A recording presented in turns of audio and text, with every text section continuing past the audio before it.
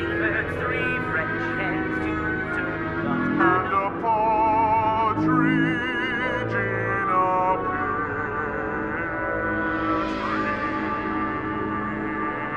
tree. Welcome back to 12 Days of Christmas. Thank you for those who entered the giveaway. I will give you the winner at the very end of the video. I know, I'm making you wait. But it's time to put my trust in Dean one more time. No, there's 11 more times. I know. Oh, 11 more times, yikes. Okay, let's give this, do you know what this one is? I can't remember anymore. Ooh. Oh my god, Malcolm McDowell.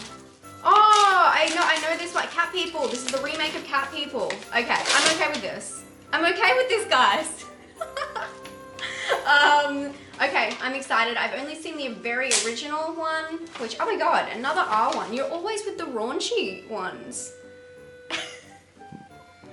You have nothing to say? I've got nothing. I'm excited. Obviously, I've seen the original, but I don't think I've ever seen this remake, and I had no idea that Malcolm McDowell was in it, which he's just in everything, isn't he?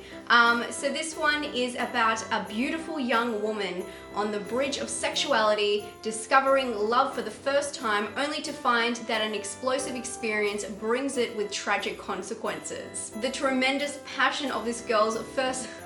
Why did they call her a woman, then call her a girl? Anyway, the tremendous passion of this girl's first romantic love is so strong, however, it bypasses the chaos around her, including her brother's extraordinary demands.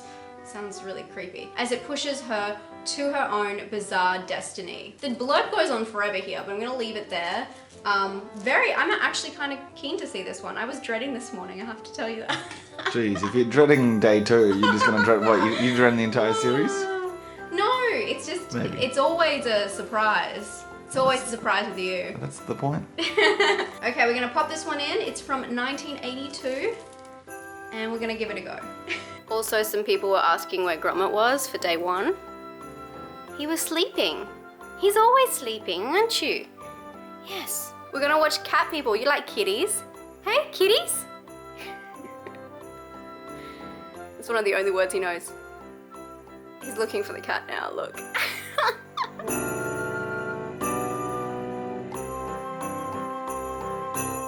Hi friends, I just finished watching Cat People. When I read the back of the DVD, I didn't want to make assumptions, especially assumptions about the R rating and the relationship between the lead and the brother, but I can tell you, I cannot mention these things. Actually, what I saw might be illegal in some states. I shouldn't be laughing about this, but I can tell you the assumption was correct if you picked up what I was putting down. This film is about a woman that reconnects with her brother in New Orleans, and when she's there, she kind of sparks up this relationship with a zookeeper. There's a lot going on, and from there she discovers the true origin of who she is and how her sexual desires impacts not only herself but can destroy people around her. How's that for vague? And I didn't even mention the sexual misconduct. This film is pretty interesting. It goes for just under 2 hours, but it feels like it, but I didn't mind the slow build up. There's a lot of moving parts and a lot of different kind of characters and relationships that come into play. It is based on the movie from the 40s, but very loosely. So it just takes the idea and kind of runs with it and gets quite taboo. I'm sure you've picked up what I put down. The reason that I did like easing into this storyline and the characters is because it's so far-fetched.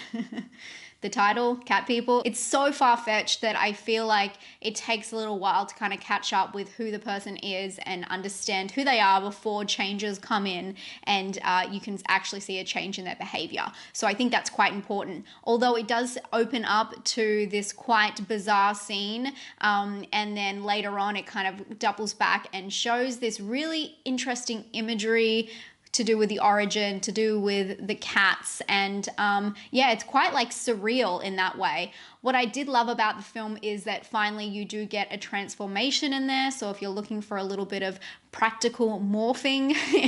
I don't know what is that called. I guess it's transformation, you know, like werewolf kind of transformation. If you're looking for that kind of stuff, they do deliver it towards the end of the film, and I do think that part was really well done. We all love when we see practical effects, and that's what's so great about watching films from the 80s and the 70s and even sometimes the 90s, because they still have those kind of aspects, and I think that's really what people crave these days. There's a lack of that. The film had a lot of nudity. Everyone was naked at one point. Sometimes it didn't even make sense why people were naked. At one point, a woman who is kind of the main part of the plot, she just jumps in a pool with her top off. No one else is there. It's just very odd and strange. And it's a public pool. So I feel like it was nudity for the sake of nudity, or maybe because they already crossed some lines. They knew they were going to get an R-rated film anyway, so they just went with it. The film just feels a little bit strange, but with the title Cat People, I assumed that much would happen, but it's just a little bit off, and I think that that's intentional. Obviously, it's meant to make you feel uncomfortable, hopefully. And I feel like these films where they go in kind of having this past and this secret that is slowly going to be revealed, something has to feel off, because it has to feel like they're coming to some kind of truth that's always been lingering. And I think this movie actually does a good job at that. Also, everyone is just super creepy in this movie, so it does feel off because of that, especially her brother. I've said enough about him, but wow, that was creepy. From the start, I'm like, is this gonna happen? And then he sniffs her hair in one of the first scenes. I'm like, okay, yep, read the room right. It was a lot, but I guess as well, that's why it has to have a slow lead in, because it can't go straight to that stuff. This film for me, there were some scenes I liked, like the morphing. There's some crazy bloody scenes midway that I thought were really cool. I really liked the main character and her setup. I thought that was done really well. But everything else was kind of meh. It seems like it achieved what it set out to create. But for me, besides the tabooness and the transforming, there wasn't a lot else. I just felt like it was kind of obvious from the start that something was quite wrong. And with the title, I just didn't feel like there was too much mystery, and they didn't really go into fully into the lore, which I would have liked. They kind of explain it in this weird dream sequence. So yeah, I would have liked if there was a little bit of mystery, a little bit of going to the library even, and, you know, looking in newspapers. I like that kind of thing. So for me, I didn't feel like there was an urgency to discover the truth. There was just something that was planted in her this whole time, that she kind of already knew, and yeah, just slowly comes out. I wouldn't say the film is bad. I do think I'm surprised by how taboo it is, but I don't think it's one I would fully recommend. I would love to know if you guys have watched this and what you think about it. Please let me know down below. I hate this, but I'm going to give it a 5 out of 10. And I hate that because Dean is right. Maybe he should stop picking 5 out of 10 movies, hey? Maybe it's not me. Maybe it's because he's picking the films. But as I mentioned, I will be doing double ups with some of these videos, and today is a double feature. And I'm doing this because I want to include some other videos this month, and doing 12 days of Christmas, that means 12 videos, and that's already over my limit. So I'm going to wind it back a little bit, give you the same amount of content, but just not fill up your feed so much. So you're lucky, because right now you're going to go to day 3, and also wait until the end of day 3. I will announce the winner of day 1. It is the next day, and I am ready to open DVD number 3. Do you remember what this is? No. Okay, we got red and pink on the back. And purple. Oh, whoa, whoa, whoa, whoa. Okay, what do we think? So, dedicated doctor. What is going on here? We got some mixed medium art. I don't like what's going on in this picture. What is this?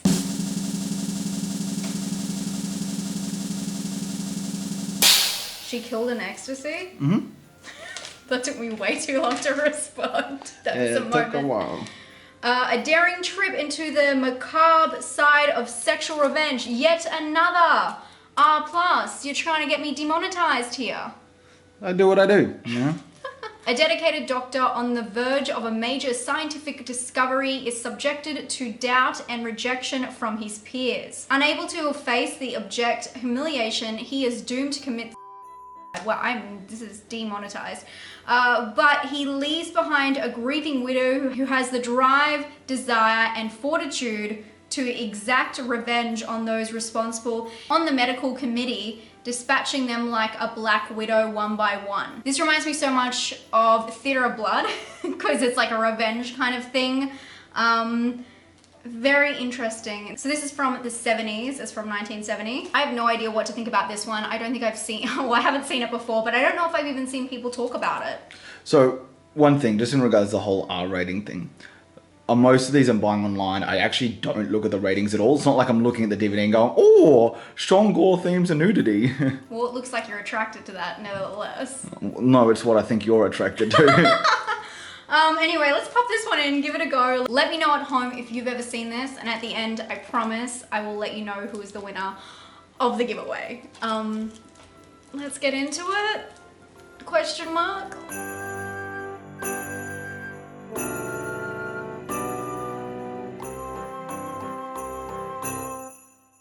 Well, I just finished watching She Killed in Ecstasy, and this was actually a German film, which I had no idea about before I started watching until the title came up. But it was dubbed almost like Italiano, where it's, you know, everyone's using their own language, I believe, because the words that they were saying, even though they're in a different language and I do not know German, I could tell that the actors weren't saying them. So it seemed like a very giallo kind of film. The film definitely deserved the R rating, I can say that. It was just based around sex scenes, and the blurb I felt like maybe would have given away too much, but the film, like, it's kind of hard to say whether it does or it doesn't, because it's quite obvious at the start that he is dead, and they do say that at the very, very start, and then they go into, you know, the reason he died and all that kind of stuff that we've already covered in the blurb. But also nothing much happens other than what's in the blurb. There's no surprises, there's no real twists, it's just straightforward slasher, revenge slasher, and it was really plain in that regard, in the story's regard, and also it defied logic because she was just luring these people. She was playing the long game as well. She was luring these people, she was getting sexual with these people, and then, you know, horror movie would happen eventually. But it didn't make any sense why she had to go down that path with them and why she had to get so far into the action with them if she was so disgusted about what they did. It just didn't make any sense to me. Yeah, it was just a little bit strange in that regard. The film doesn't actually have a lot of dialogue either. It's a lot of sex scenes and a lot of the camera work. It's just something, it's just so strange. It's a lot of tracking, zooming, but the camera is just all over the place during the film. So it's a lot of like following people walking upstairs, then walking back down, a lot of repetitive shots, and it even takes a while to get into the horror aspect of the film because it spends so much time setting up the film, even though if you read the blurb, you know what's gonna happen. It was just a very strange, drawn out film. There was one thing I really did like about the film, and that was the architecture. The art design in this film was really interesting to look at, which was great because there wasn't much else going on. And it was based in the 70s, obviously, so 1971, and the architecture was cool. The like Art Deco kind of inside the houses was cool, all that kind of stuff. I liked the costumes, all that. Everything else, I could probably leave it.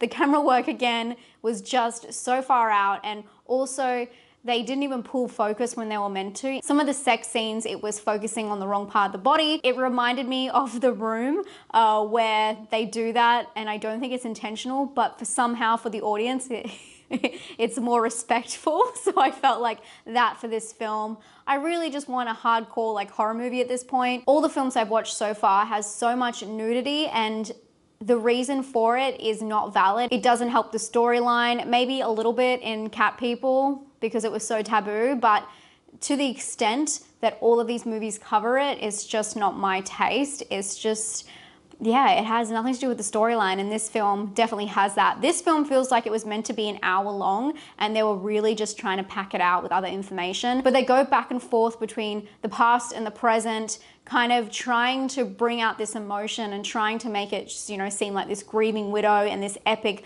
love story at parts with this music, which, I mean, I should get to that in a second.